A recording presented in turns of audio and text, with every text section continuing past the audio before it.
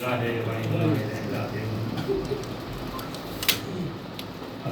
खुदा के बाजुओं को सलाम करते, क्योंकि अभी आप उसका ताबूत लेकर के आए कि जिसका लाशा करबला के मैदान में अज़ादारों सिर्फ तसव्वुर शक, अभी उसका आप अलम लेकर के आए कि जिसके दोनों बाजू दरिया के किनारे कलम कर दिए। अज़ादारों उसका गहवारा लेकर के आए जिसने गहवारा जला दिया गया। लेकिन अज़ादारों हमारे आपके लिए पानी का इंतजाम भी है। अभी पुरसा देने के बाद हम सब घर जाएंगे। खाने के लिए ग़िज़ा फराहम है, आराम करने के लिए बिस्तर।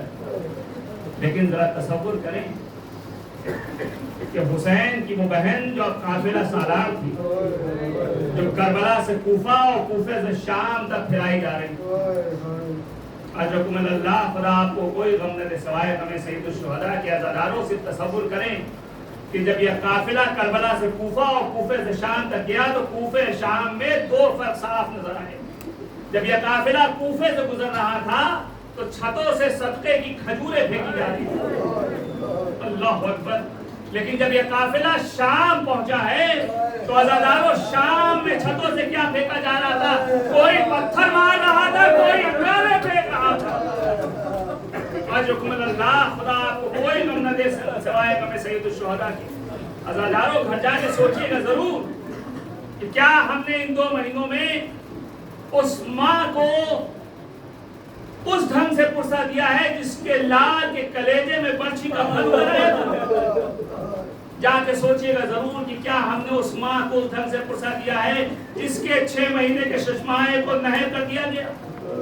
अज़ादारों, शाम में इब्न उतैबा नाम का एक शख्स आता है जो अपने एक जाती काम से आया, और जब वो एक मुसाफिर खाने में ठहरा हुआ है तो उसे शोर की आवाज सुनाई। वो वहां से निकला और लोगों से दरियाफ्त किया कि आखिर ये शोर कैसा है, ये मजमा कैसा है। लोगों ने बताया कि करबला में एक बागी को कत्ल किया और उसके घर की औरतों को असीर करके लाया गया। अल्लाह अकबर।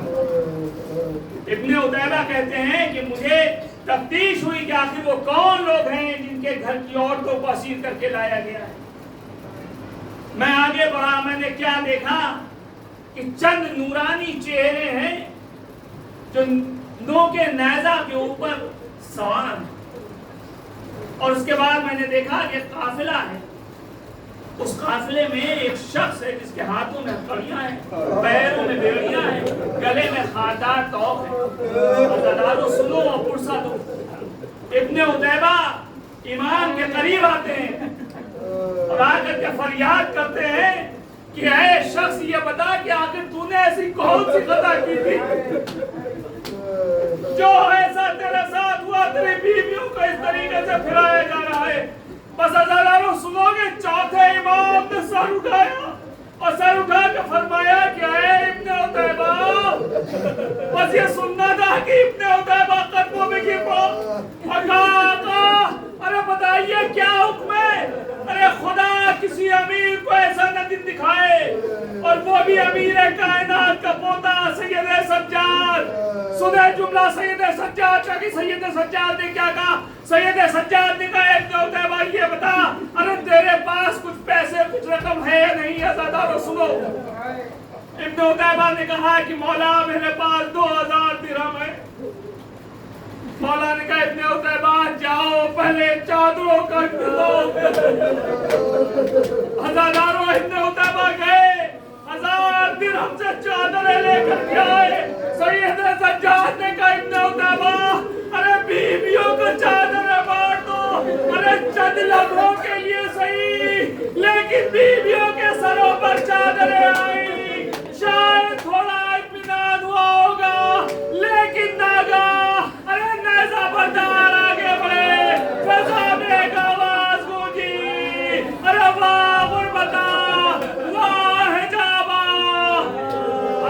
اللہ خدا آپ کو کوئی غم نہ دے سوائے غم سید الشہداء کے عزاداروں سنو گے. اس کے بعد جناب سید سجاد ابن عتیبہ سے کہتے ہیں ابن عتیبہ ارے ایک کام تو میرا اور کر. ابن عتیبہ کہتے مولا حکم فرمائیے. سید سجاد کہتے ابن عتیبہ ارے تو ایک کام کر کی جو آگے نظر تھانے میں لوگ ہیں ظالم ہے ان کو تو آگے لے جا اور اگر کچھ تحفے تحائف کی فرمائش کرے تو انہیں چند درہم دے دینا. ابن عتیبہ نے کہا کہ مولا ارے اس سے کیا حاصل ہوگا.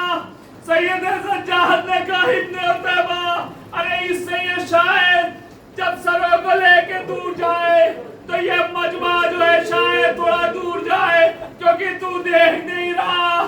ارے میری بہن ارے چاروں طرف مجمع ہے. عزکم اللہ خدا کسی غم میں نہ ہے سوائے غم سید الشہداء کے. سید سجاد کا دیکھتے ہوتے وہاں لے جاؤ شاید یہ آگے چلے جائے. عزادارو اس کے بعد سنو کہ جب چوتھے امام سے کسی شخص نے سوال کیا کہ مولا یہ بتائیے کہ آپ کو سب سے زیادہ تکلیف کہاں ہوئی.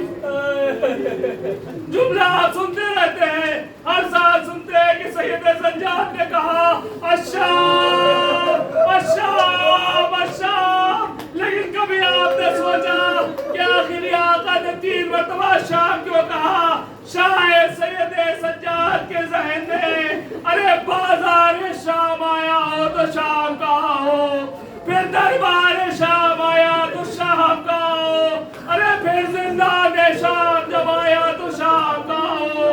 عزادارو ارے سید سجاد سے سوال کیا گیا کہ اے مولا آپ کی تو اتنی عمر نہیں, ارے یہاں ویسے ضعیف کیسے ہو گئے. ارے سید سجاد عرض کرتے رہے کیا بتاؤں. ارے ایسا ہے کہ شام کے قید خانے میں ارے سکینہ اپنے بابا کو یاد کر کے تڑپ رہی تھی. جب اس کی گریہ ازاری تیز ہوئی اور سر حسین لایا گیا. ارے تو عجیب منظر تھا. ارے سکینہ حیران و پریشان